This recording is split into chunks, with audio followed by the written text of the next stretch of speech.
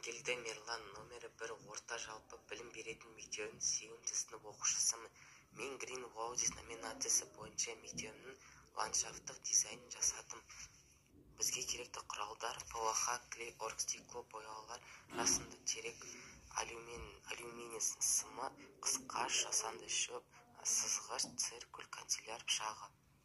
Алдымен мен ПВХ-ны алып елу өлшемін қиып алдым. Содан соң ғимараттарды ПВХ қиып, клеймен құрап, боярмен бояп шықтым. ПВХ үстіне жасанды шөпті клеймен жабыстырдым. Оның үстіне құрастырған макеттерімнің орналастырдым. Содан соң жасанды теректерімді термоклеймен жабыстырдым. Сонан әрбір алаңның сызбасын сызып шықтым. Дайын болған жұмысымды таныстыра кетсем, өз мектебім футбол алаңы, ойын алаңы, ауа райы бақылау алаңы және де жасыл желегіміз. Назарларыңызға рахмет.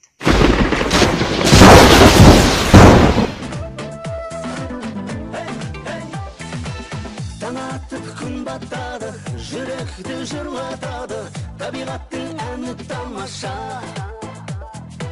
Ақша бұлттар тіл қатады, таулар сыр тыңдатады, көңілмен сезіп қараса.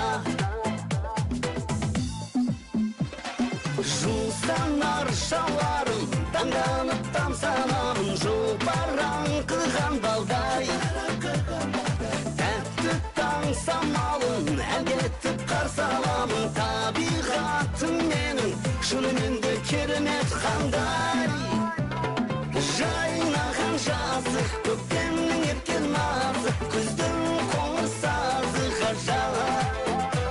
Жапалақта бақтары, қыстың гүлін қаққаны, жаныңа сыйлайды ләззат.